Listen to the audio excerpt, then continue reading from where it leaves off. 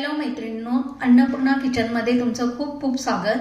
आज मी तुम्हाला रव्याचा मऊसूत, हाताला न चिकटणारा असा थोड्या साहित्यात अगदी मऊसूत आणि गोड असा शिरा करून दाखवणार आहे.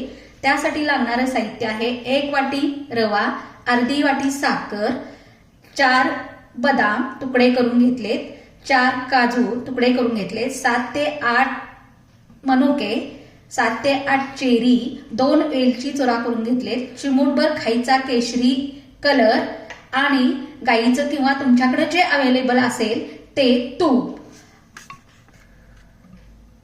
चेरी किंवा बेदाणे जर तुमच्याकडे अवेलेबल नसतील तरी नाही घातले तर काही हरकत नाही. तर आता आपण या व्हिडिओला सुरुवात करत आहोत. त्यासाठी मला लागणार आहे जाड बुडाची 1 कढई. त्यासाठी लागणारी मला जाड पुडाची 1 कढई उलटणं. ती कढई मी मोठ्या गॅसवर गरम करायसाठी ठेवली. 2 मिनिटांनी कढई गरम झाल्यानंतर त्यात मी 1 वाटी रवा घातला आणि तो रवा मी सुरुवातीला मोठ्या गॅसवर तूप न घालता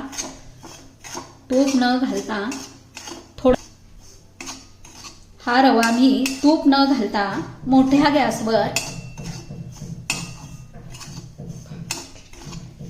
अगदी हलकासा भाजून घेतला. तुम्ही या ठिकाणी बघू शकता मी मोठ्या गॅसवर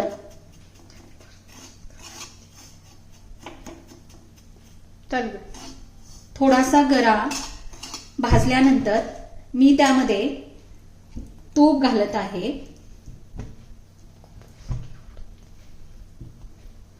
तुम्ही तूप किंवा तेलही वापरू शकता. जर तुमच्याकडे तूप अवेलेबल नसेल तर तुम्ही तेल घालून खमंग असा रवा भाजला तरी चालेल.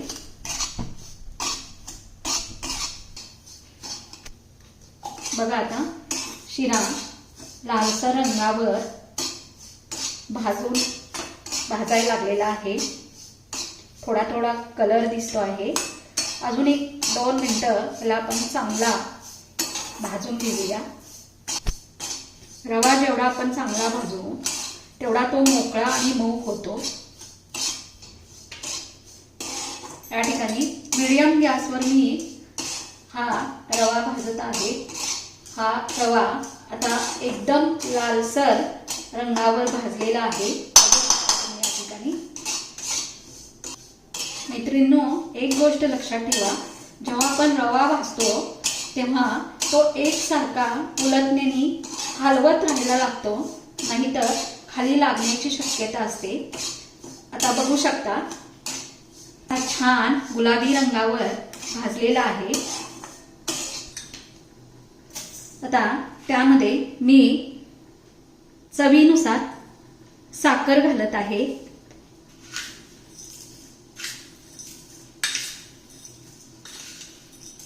मी या ठिकाणी 5 चमचे, म्हणजे तुम्हाला जसं गोड लागतं त्या पद्धतीनं साखर तुम्ही वापरू शकता, कमी जास्त करू शकता. या ठिकाणी तुम्हाला सांगायचं म्हणजे तुम्ही जेव्हा रवा भाजून घेता त्यातच तुम्ही साखर घालून चांगली त्याला परतून घ्यायची आहे. साखर जेव्हा त्यामध्ये चांगली परतली गेली असे वाटल्यानंतर तुम्ही त्यामध्ये जे ड्रायफ्रुट्स घेतलेले आहेत ते थोडे थोडे तुम्ही टाकू शकता.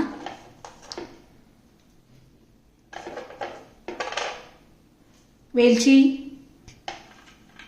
काजू, बदाम, चेरी हे सर्व मी यामध्ये टाकून पुन्हा एकदा त्याला सर्व मिश्रण एकजीव होईपर्यंत हलवून घेतले आहे. त्यानंतर मी दुसऱ्या गॅसवर पाणी उकळण्यासाठी ठेवले होते. 1 वाटी जरी रवा असला तरी आपल्याला 2 वाट्या पाणी आपण मापाने ठेवतो. पण कधी कधी काय होतं, रवा जर लहान असेल मोठा असेल तर 2 वाट्या पाणी कमी पडतं. मग एकतर रवा त्यात गाठी होतात किंवा एकदम फडफडीत होतो किंवा ते पाणी कमी पडतं. रवा लहान असेल तर पाणी कमी जास्त आपण करू शकतो. पण मी या ठिकाणी तुम्हाला एक सोपी पद्धत दाखवत आहे. या ठिकाणी मी दुसऱ्या गॅसवर पाणी उकळायला ठेवलेलं आहे. बघू शकता तुम्ही ते पाणी उकळलेलं आहे. आता मी दोन्ही गॅस बंद केलेत, कारण जर गरम कढईमध्ये जर पाणी आणि साखरेमध्ये पाणी घातलं तर ते अंगावर ओढू शकतं. म्हणून मी काय करणार आहे, तर दोन्ही गॅस बंद केले. त्यानंतर मी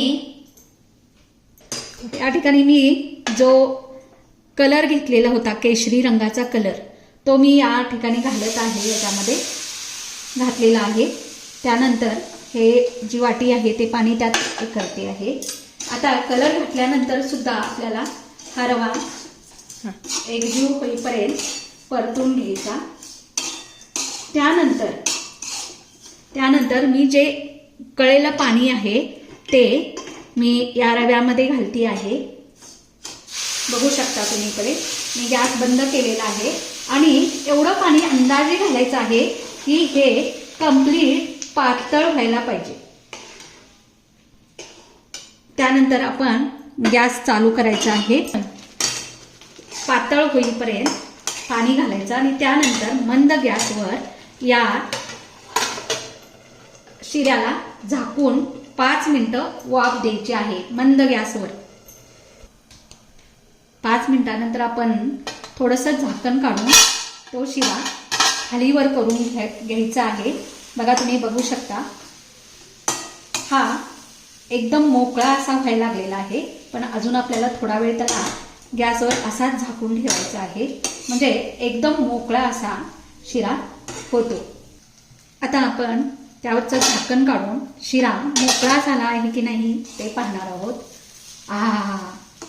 काय सुंदर कलर आलेला आहे, मस्त सुगंध सुटलेला आहे, मस्त मोकळा आणि मऊ असा आपला 1 वाटीचा रवा 2 ते 3 व्यक्तींसाठी पुरेसा होऊ शकतो आणि तो तयार झालेला आहे. तुम्ही बघू शकता या ठिकाणी कुठेही कढईला चिकटलेला नाही. बघू शकता एकदम स्वच्छ अशी कढई आहे. अशा पद्धतीने तुम्ही जर या ठिकाणी हा शिरा करून पाहिला तर तुम्हाला ही रेसिपी खूप आवडेल. तुम्ही बघू शकता आपला हा गोडाचा शिरा मस्त ड्रायफ्रुट्स घालून तयार झालेला आहे. तुम्ही बघू शकता. आणि माझी ही रेसिपी तुम्हाला आवडल्यास माझ्या चॅनलला सबस्क्राईब, लाईक करू शकता.